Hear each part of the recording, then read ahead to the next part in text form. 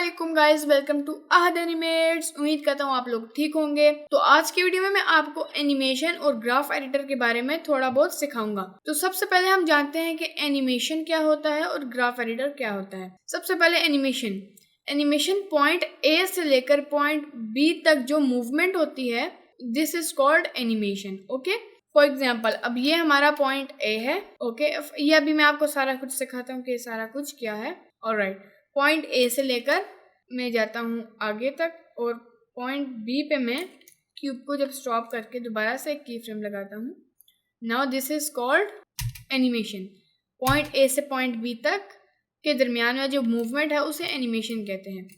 Alright, तो अब हम लोग एनिमेशन कैसे बना सकते हैं। अभी तो मैंने आपको एनिमेशन का बताया कि एनिमेशन होती क्या। अब मैं आपको करके दिखाऊंगा, उसके बाद ग्राफ एडिटर पे हम जाएंगे एनिमेशन को लेके, और फिर मैं आपको ग्राफ एडिटर का एक्सप्लेन करूंगा कि वो क्या होता है। तो अब जब हमने एनिमेशन करनी होती है ना, फॉर एग्जांपल इस क्यूब को हमने रोटेट करना है, समथिंग लाइक दिस, कुछ इस तरह करके हमने रोटेट करना है।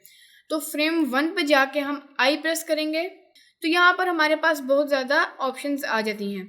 अब ये की फ्रेम्स ऐड करने के ऑप्शंस हैं, यानी अगर आपने पॉइंट ए पे आप लेट्स सपोज आप चाहते हैं कि मेरा पॉइंट ए पे क्यूब इस तरह का हो, तो अब आप ब्लेंडर को कैसे बताएंगे कि मेरा क्यूब इस तरह का हो। आप एक की फ्रेम डालेंगे। ओके, फिर फ्रेम आगे करेंगे, जितनी बड़ी या छोटी आपको अपनी एनिमेशन चाहिए, फिर वहां तक आप अपना फ्रेम लेके जाएंगे। उसके बाद आप इसको जब रोटेट करेंगे तो फिर आपने ब्लेंडर को बताना होगा कि अब मैंने यहाँ पर कुछ इस तरह की रोटेशन करनी है, तो आप फिर उस हिसाब से अपनी की फ्रेम डालते हैं।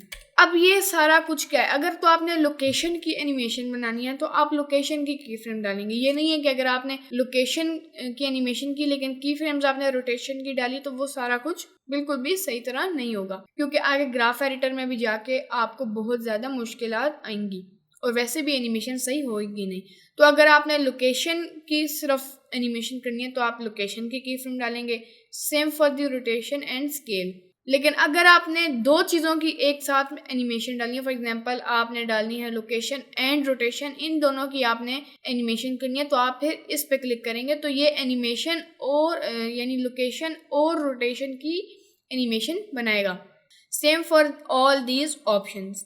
ओके, लेकिन अभी मुझे सिर्फ रोटेशन चाहिए तो मैं रोटेशन पे क्लिक कर लेता हूँ। लेकिन चले ज़्यादा आसान होगा लोकेशन, क्योंकि रोटेशन में एक ही जगह पे क्यूब होगा तो ग्राफ एडिटर में हमें इतना ज़्यादा आपको पता नहीं लगेगा, इसलिए मैं लोकेशन कर लेता हूँ। फर्स्ट की फ्रेम पे मैंने ब्लेंडर को बता दिया कि मेरी लोकेशन की फ्रेम्स डली हैं। यहाँ पर भी आपको देख सकते हैं कि लोकेशन में सारी येलो हो गई हैं क्योंकि सारी की फ्रेम्स डल गई हैं।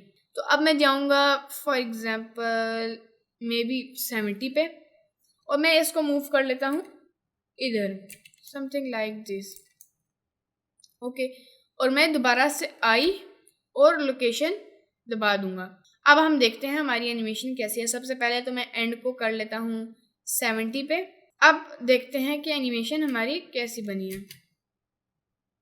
अब ये देखिए बहुत स्टैटिक और नॉर्मल सी है। खैर हम आज के ट्यूटोरियल में बेसिक्स ही सीखेंगे, इतने एडवांस में जाएंगे नहीं।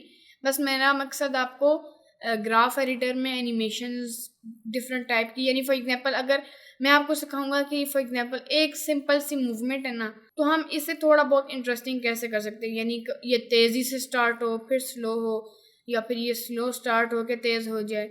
ये मैं आपको कुछ ये इस तरह की यानी मैं आपको सिखाने जा रहा हूँ इस वीडियो में ग्राफ एडिटर के ज़रिए। अब ये एनिमेशन वैसे बहुत स्लो है, इसलिए मैं फ्रेम 1 पे जाता हूँ और इसको थोड़ा सा और पीछे कर लेता हूँ। मैं चाहता हूँ ये पीछे से क्यूब स्टार्ट हो, उसके बाद मैं लोकेशन की फ्रेम डाल देता हूँ। अब ये पीछे से स्टार्ट हो के आगे जाके रुक जाएगा। अब हम चलते हैं ग्राफ एडिटर में, इसको ऊपर कर लें थोड़ा सा, और इस पे ये भी टाइमलाइन पे हैं हम। अब हमने ग्राफ एडिटर में कैसे जाना है, यहाँ पे। अब ग्राफ एडिटर बेसिकली इसका जो सबसे इम्पोर्टेंट काम होता है ना ग्राफ एडिटर का, वो होता है कि आपकी एनिमेशन की स्पीड को या आपने किस टाइप की एनिमेशन रखनी है। फॉर एग्जांपल अगर आपके पास एक स्टैटिक एनिमेशन है, उसको आपने तेज करके स्लो करना है या फिर स्लो करके तेज करना है या बाउंस ऑफ करना है किसी वॉल से, तो वो आप सारा कुछ ग्राफ एडिटर में करते हैं। अब आप देख सकते हैं कि एनिमेशन स्लो से फास्ट और फिर स्लो हो रही है। आप देख भी सकते हैं, यहाँ पर थोड़ा और से देखें, आपको खुद ही पता लग जाएगा। स्लो होके फिर फास्ट होके फिर स्लो हो रही है। दैट्स बिकॉज के अभी जो ब्लेंडर में होती है डिफ़ॉल्ट एनिमेशन होती है वो बेजियर पे होती है। फॉर एग्जांपल आपके पास अब देखें ये हमारा है ग्राफ एडिटर। ओके, इस पे मैं बहुत ज़्यादा डेप्थ पे नहीं जाऊँगा। अब आप देख सकते हैं कि ये स्लो हो रही है, फिर फास्ट हो रही है, फिर स्लो हो रही है। ओके, तो ये बीच वाला जो पॉइंट है ना, यहाँ पर ये फुल अपनी स्पीड पे है, और ये जो 2 पॉइंट्स हैं यहाँ पर ये बिल्कुल भी स्पीड में नहीं है, बिल्कुल स्लो है। ओके, तो अब हम जब इसे सिलेक्ट करते हैं तो आप ये देखें इसके साथ हैंडल्स लगे हैं, और हम इन हैंडल्स को मूव भी कर सकते हैं। दरमियान से सिलेक्ट करें, पूरा हैंडल मूव कर सकते हैं। और देखें जब हम इन हैंडल्स को मूव कर रहे हैं तो हमारा क्यूब भी मूव हो रहा है, राइट। तो आपको ये तो पता ही होगा कि ग्रीन का मतलब वाई एक्सिस, रेड का मतलब एक्स एक्सिस, ब्लू का मतलब जेड एक्सिस। तो यहाँ पर भी ये देखिए ये लाइन ग्रीन है, ये नहीं। अब ये सिर्फ कि सिर्फ हम लोग जो है इसका क्यूब का वाई एक्सिस छेड़ने हैं। अब हम इसे जितना रोटेट कर लें, क्यूब ने सिर्फ वाई एक्सिस पे ही इधर उधर मूव होना है। अब ये अगर मैं जी एक्सिस को करूँ मूव, तो ये देखें ये जी एक्सिस पे मूव होता है, लेकिन हमने जी एक्सिस की एनिमेशन नहीं करनी, तो मैं जी एक्सिस को डिलीट कर देता हूँ। यहाँ से सिंपली डबल क्लिक करना है और डिलीट, सॉरी वाई नहीं करना, और सिर्फ एक्स करना है और जी करना है, क्योंकि एक्स और जी की हमें ज़रूरत नहीं है, सिर्फ वाई की ज़रूरत है। तो अब आप देखें हमारे हैंडल्स कुछ इस तरह के लगते हैं, स्लो से फास्ट से स्लो। तो अगर हम चाहें कि हमारी एनिमेशन स्लो से इससे भी ज़्यादा तेज़ हो, यानी अब ये देखें बहुत ही ज़्यादा सिंपल सी है ना, ये देखें हम चाहते हैं कि ये स्लो हो के और भी ज़्यादा तेज़ हो के स्लो हो, तो हम क्या करेंगे, ये जो लाइन है ना बीच में, इसे हम थोड़ा और स्ट्रेट करने की कोशिश करेंगे। तो वो हम कैसे करेंगे, इसको स्केल करके। अब देखिए ये लाइन थोड़ी ज़्यादा स्ट्रेट हो रही है, तो इस हैंडल को मैं सेलेक्ट करता हूँ और एस दबा के थोड़ा सा स्केल कर देता हूँ, समथिंग लाइक 1.5। इसमें भी हम यही करेंगे, इसको मैंने सेलेक्ट किया, स्केल 1.5। अब ये देखिए ये लाइन थोड़ी ज़्यादा स्ट्रेट हो गई है। तो अब देखते हैं, ये देखें अब ज़्यादा स्लो से फास्ट हो रही है, और आप इसे और भी ज़्यादा तेज़ कर सकते हैं, 1.5, इसे भी 1.5। ऑलराइट, अब देखते हैं, जब आप देख सकते हैं कि स्लो से फास्ट और स्लो हो रही है, लेकिन ये अब ज़्यादा अच्छी एनिमेशन हो गई है। ये ज़्यादातर इस तरह की एनिमेशन ना प्रोडक्ट एनिमेशन में यूज़ होती है, प्रोडक्ट में तो इस तरह की एनिमेशन ज़्यादा यूज़ होती है। मतलब जब आपका प्रोडक्ट घूम रहा होता है ना, तो वो ऐसे करता है, ये करके घूमता है, यानी स्लो होता है, फिर तेज़ होता है, फिर स्लो हो जाता है। आपने देखा भी होगा काफ़ी सारे कमर्शियल्स में। तो ये बिल्कुल हमने वैसी एनिमेशन बनाई है। ये मैंने आपको, ये जो भी एनिमेशन हम लोकेशन के साथ सीखेंगे ना, वो रोटेशन और स्केल पे भी बिल्कुल सेम ही होगी ना। अगर आपने रोटेशन पे एनिमेशन करनी है, यानी बिल्कुल इस तरह की स्लो से तेज़ और फिर स्लो, तो बिल्कुल यही मेथड है रोटेशन पे भी करने का। इसको ये आप दोबारा देखें। अब आई होप कि आपको पता लग गया होगा कि हम लोग स्लो से फास्ट से स्लो एनिमेशन कैसे कर सकते हैं। अब मैं थोड़ा कंट्रोल Z करता हूँ ताकि हम दूसरी एनिमेशन पे आएँ। अब ये वही सिंपल वाला है। ओके, अब अगर हम चाहते हैं कि ये फास्ट से स्लो हो, यानी इस तरह करके ये फास्ट आए और फिर स्लो हो जाए, सो उसके लिए मैं क्या करूँगा, इस हैंडल को सिलेक्ट करूँगा। अब हमने पूरे हैंडल को सिलेक्ट नहीं करना, सिर्फ इसको हमने मिडिल वाले को सिलेक्ट करना और फिर इस कॉर्नर वाले को सिलेक्ट कर देना है, ऑलराइट, लाइक दिस। और इसको हमने कर देना है ऊपर। अब आपको इसमें तो याद ही होगा कि लाइन अगर स्ट्रेट है ज़्यादा तो उतना ही तेज़ यानी आपका क्यूब या फिर कोई भी ऑब्जेक्ट होगा, तो हमने यहाँ से भी इसे स्ट्रेट करना है, ऑलराइट। लेकिन सबसे पहले अगर आपको नहीं समझ आ रही तो मैं स्क्रीन कास्ट की ऑन कर लेता हूँ ताकि जो भी बटन मैं प्रेस करूँ वो यहाँ पर आपको शो हो।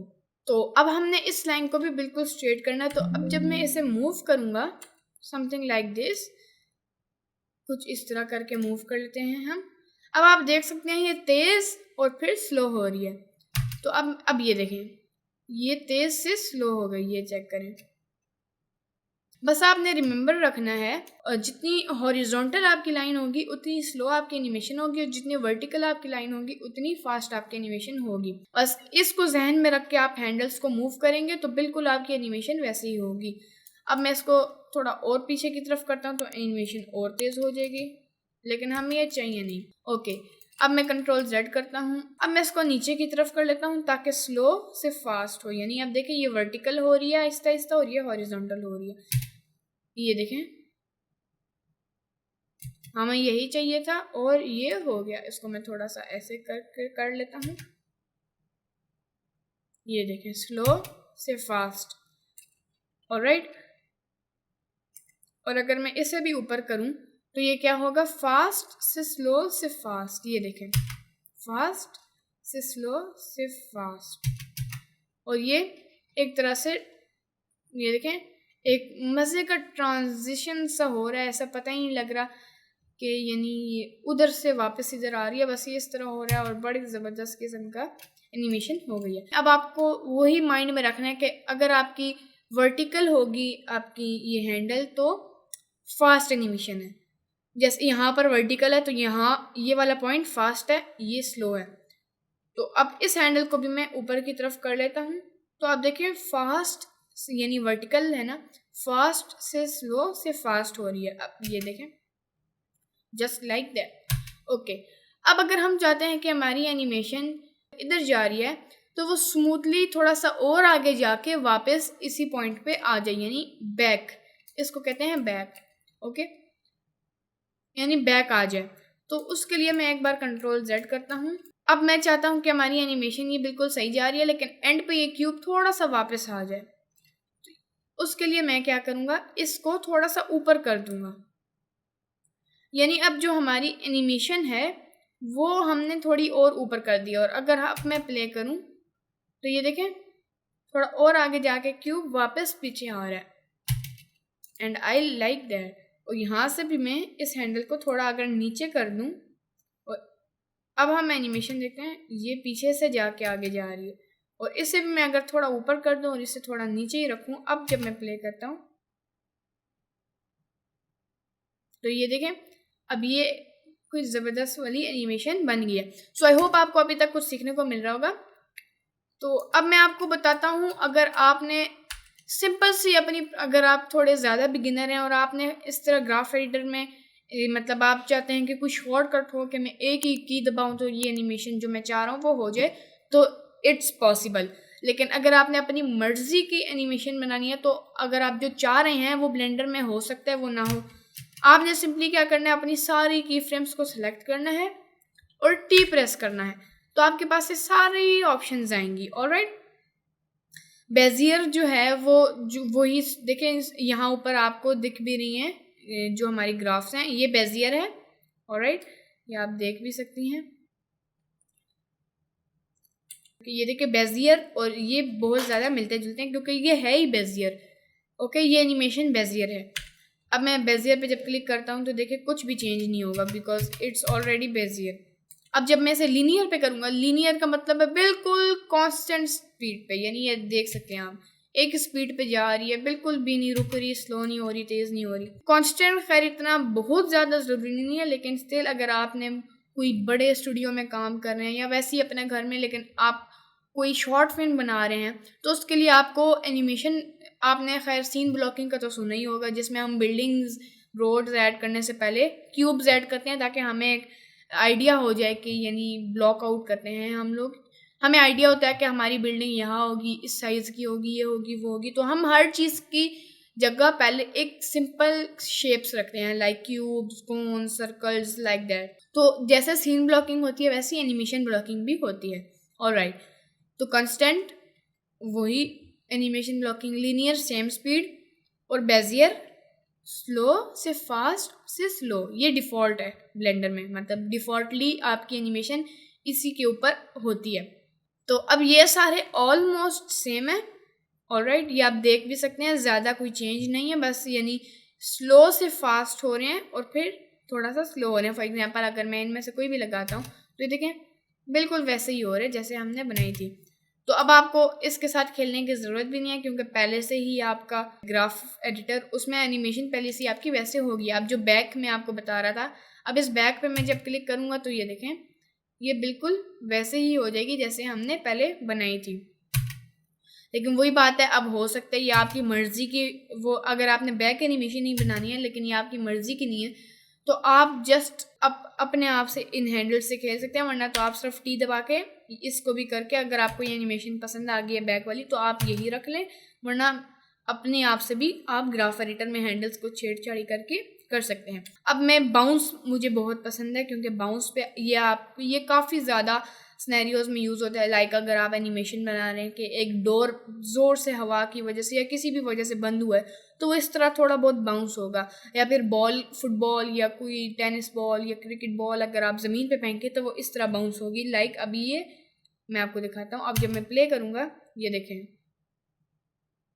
अब ये कितना ईजी है। अगर हम इसको करने बैठ जाते तो ये तो काफ़ी टाइम लग जाता। फॉर एग्जाम्पल अगर ये 15 मिनट में एक प्रो बंदा कर सकता है, तो जो बिगिनर बंदा है वो भी ये कोई 5 सेकंड में कर सकता है। ये देखें, ये अब वापस मैं बेजियर पे चला जाता हूँ और टाइमलाइन पे वापस आ जाता हूँ। इसको थोड़ा क्लोज कर लेता हूँ। ऑलराइट, तो अब मैं आपको काफ़ी सारी चीज़ें बता दी हैं मैंने। फॉर एग्जांपल अब जब मैं आई प्रेस करता हूँ तो ये सारा कुछ मैंने आपको बता दिया है कि क्या है। फिर ग्राफ एडिटर का मैंने आपको बता दिया है, और ख़ुद से हैंडल्स को आप कैसे चेंज कर सकते हैं वो भी मैंने आपको बता दिया है। एनिमेशन क्या होती है, ग्राफ एडिटर क्या होता है, ये भी बता दिया। तो आई होप आप सबको अगर ये चीज़ नहीं पता थी तो आज आप लोगों को पता चल गई होगी। और अगर आपको कोई चीज़ समझ नहीं आई हो तो कमेंट में ज़रूर पूछिएगा। मिलते हैं नेक्स्ट वीडियो में, तब तक के लिए अल्लाह हाफिज़।